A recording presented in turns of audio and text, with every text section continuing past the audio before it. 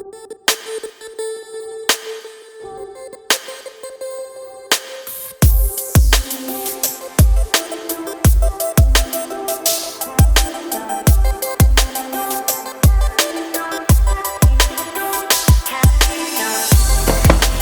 ito yung box niya guys, pero bago natin yan buksan, invite ko muna kayo guys na please subscribe to this channel at click nyo yung notification bell. Tapos i-like mo na rin yung video na to, tapos mag-comment ka na rin dyan sa baba. Fun fact lang guys, alam nyo ba na pwede kayong mag-donate sa channel natin nang hindi kayo gumagastos? Yes, pwede yung gawin yun guys. Yan ay by not skipping ads. Magagawa nyo yan kapag hindi nyo ini-skip yung ads na lumilitaw sa bawat video na pinapanood nyo dito sa channel natin. So ngayon pala nagpa-thank you na ako guys. Don't skip ads. Okay? So itong i-unbox natin na Mi 8 Lite ay galing pa rin syempre saan pa ba? Snowbhel Gadgets and Accessories. So pwede kayong pumunta sa kanila guys kung gusto niyo bumili ng mga Xiaomi phones, Xiaomi accessories, mga tempered glass o case para sa phone na ginagamit mo ngayon. So nandiyan yung link ng kanilang Facebook page, yung kanilang telephone number, yung kanilang location.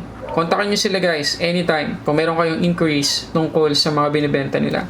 So maraming salamat Snowbhel Gadgets and Accessories sa pagtitiwala ulit. So buksan natin to guys. So ito yung Xiaomi Mi 8 Lite. Masyado na kasi itong natabunan kasi dumating na sa atin yung Redmi Note 7. Kaya hindi na to masyado napapansin ng mga tao. Pero ang totoo dyan, almost same lang sila ng specs. Chipset wise, parehas lang sila. At pagdating sa variant, kung tutusin, mas tipid si Xiaomi Mi 8 Lite. Pakita ko sa inyo yung price. Si Redmi Note 7, yung kanyang 4GB of RAM, 128GB of internal storage na variant, ay may price na 11,490. Itong Mi 8 Lite may unbox natin, 6GB, 128GB of internal storage, 11,990 pesos lang. So 500 pesos lang guys yung difference. Meron ka ng 128GB of internal storage. Pero titingnan pa rin natin kung ano ba yung difference nilang dalawa at kung sino ba sa kanila yung mas sulit. So unbox natin.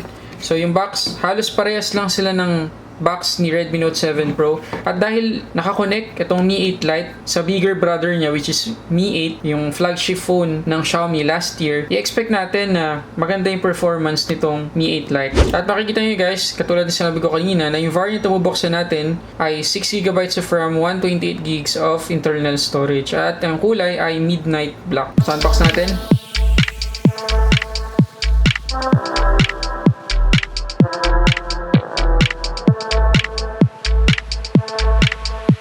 So, ito na siya guys. So, katulad pa rin ng dati, merong isa pang maliit na box dito na alam na natin kung anong laman ito.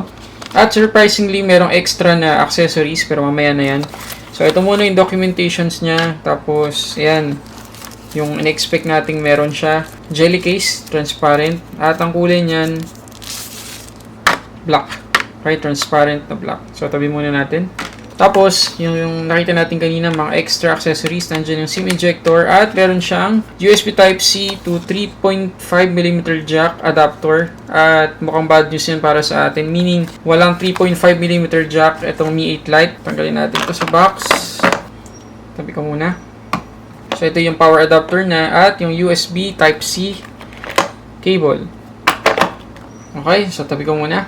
So makikita natin na sa build quality, halos pareha sila ni Redmi Note 7 kasi front and back, ayan, glass. Doon nga lang sa gsmarena.com hindi dineclare kung Corning Gorilla Glass ba yung likod ni Mi 8 Lite. So anyway, meron naman tayong case na kasama, so okay lang yan. Ito yung itsura niya kapag nakasuot yung case. Yun. So tanggalin natin yung mga sticker. Alam kong gustong-gusto nyo nakikita to guys. So konting katahimikan lang, tatanggalin natin yung plastic.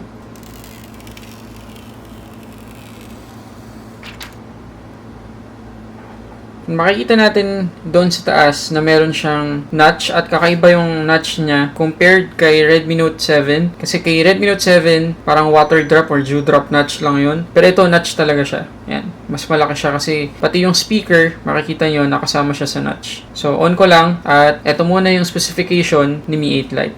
Si Mi 8 Lite merong IPS LCD 6.2 inches 1080p display, 403 ppi. Out of the box, naka Android 8.1 Oreo siya, pero pwede mo siyang ma-upgrade to MIUI 10.2, Android 9.05.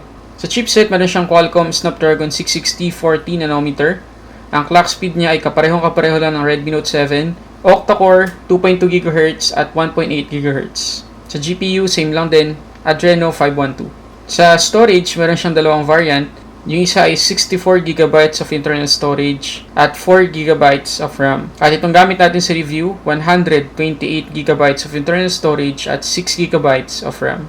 Sa main camera, meron siyang 12 megapixels, 1.9 aperture, dual pixel, at yung kanyang depth sensor na 5 megapixels, 2.0. Sa video, kaya niya mag-shoot ng 4K 30 frames per second, 1080p 60 at 120 frames per second, at 1080p 30 frames per second with gyro stabilization. Sa selfie camera, meron siyang 24 megapixels. Sa ports, naka USB Type-C na siya, 1.0, pero wala siyang 3.5mm jack. Sa battery, mas maliit siya kaysa kay Redmi Note 7. 3,350 mAh na battery lang ang meron si Mi 8 Lite, pero compatible siya sa Quick Charge 3.0. Okay, so fully setup na tayo guys. At ito yung home screen after nating ma-setup. Parang Redmi Note 7 din, napaka-typical na MIUI 10.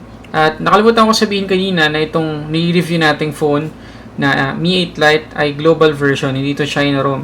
So kung mas preferred ninyo ang global version ng Mi 8 Lite, sugod na sa Snowbhel at doon na kayo bumili ng Mi 8 Lite. So tingnan natin guys kung meron tayong makikitang difference sa UI. So punta tayo sa settings. Ang version out of the box ng MIUI 10 ay 10.0.5.0. So tingnan natin kung may system update. Kung meron nga guys. So update ko muna, tapos balitaan ko kayo kung may makita akong changes.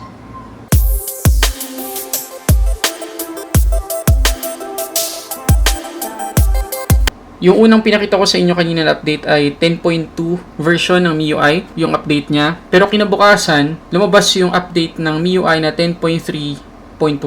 So ito yun, kaya update ko siya ulit. Dun sa 10.2, wala pa siyang night mode sa camera. Kaya, yung nagawa kong review previously dito sa Mi 8 Lite, uulitin ko ngayon. Parang pangalawang shoot ko na to guys para dito sa Mi 8 Lite. To be fair lang kasi mas updated ngayon OS niya. Okay, so katulad na sabi ko kanina dun sa specification guys, same na same lang sila halos ni Redmi Note 7. Sa chipset, same lang sila. Sa display, halos parehas lang din sila. Mas mataas lang ng 6 ppi si Redmi Note 7, pero hindi mo napansin yun. So, same pa rin sila kung tutusin.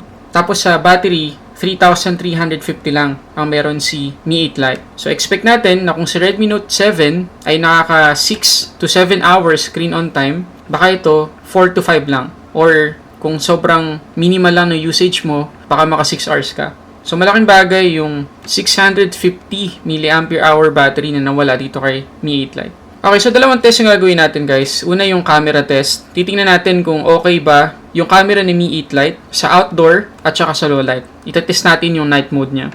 Kung parehas lang ba sila ng quality ni Redmi Note 7. Tapos, yung gaming performance. Test din natin yun. So, umpisahan natin. Dito muna tayo sa camera.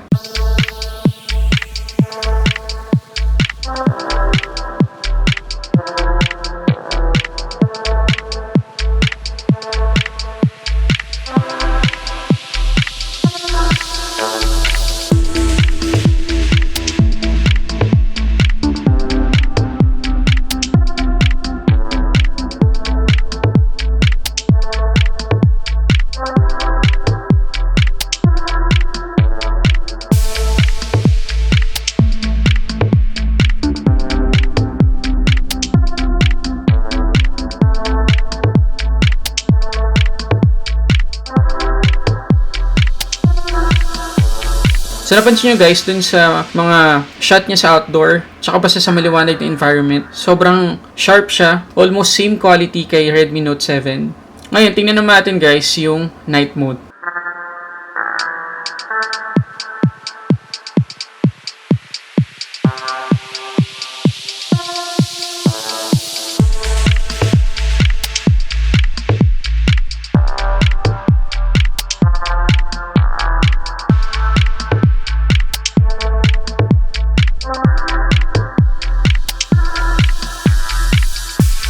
Okay, sa night mode guys, pag-usapan lang natin saglit. So, sa observation ko lang, merong mga photos sa night na mas better pa yung naka-auto ka kaysa sa naka-night mode ka. Parang mas naging noisy yung photo kapag naka-night mode ka dito kay Mi 8 Lite. So, pagdating sa low light condition, panalo sa Redmi Note 7 kaysa dito kay Mi 8 Lite. Okay, panghuling test na gagawin natin, gaming performance. So, panoorin nyo to.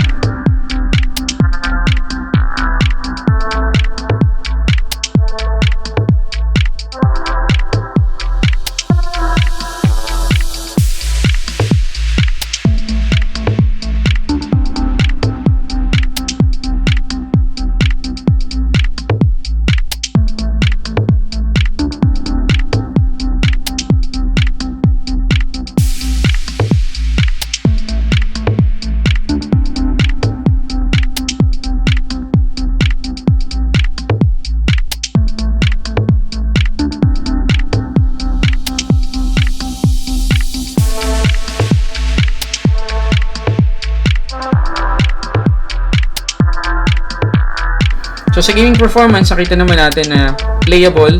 At sa experience ko lang, sa paghawak ko kay Redmi Note 7, tapos compare dito kay Mi 8 Lite, same lang naman sila pagdating sa speed kasi nga, hindi naman tayo magkataka doon kasi pares lang sila ng clock speed, ng chipset, tsaka ng GPU. Okay, so pag-usapan natin guys yung verdict natin kay Mi 8 Lite. So nasabi natin sa intro ng video na to, na nung nilabas si Redmi Note 7, talagang natabunan si Mi 8 Lite. Halos nakalimutan na talaga ng mga tao na merong nag-exist na Mi 8 Lite kasi masyado silang nakafocus dun sa Redmi Note 7. At di naman na magtataka kasi nga, promising yung camera, 48 megapixels, yun yung nakalagay sa mga advertisement ng Redmi Note 7, tapos ang laki ng battery. So talagang hype na hype yung mga tao sa Redmi Note 7. Pero based dun sa nakita nating photos kanina, tsaka sa gaming performance, sa tingin nyo ba guys, tama lang na talagang tabunan ni Redmi Note 7 si Mi 8 Lite? Okay, ito, opinion ko lang. Number 1 dun sa camera. Sabi ko kanina, pagdating sa outdoor shots, almost the same lang sila ng quality ni Redmi Note 7. Nagkatalo lang talaga sa night mode. Ang ganda ng night mode ni Redmi Note 7 compared dito. Sobrang medyo harsh pero trash talaga yung mga pictures kapag gabi dito kay Mi 8 Lite. Lalo na gagamitin mo yung night mode.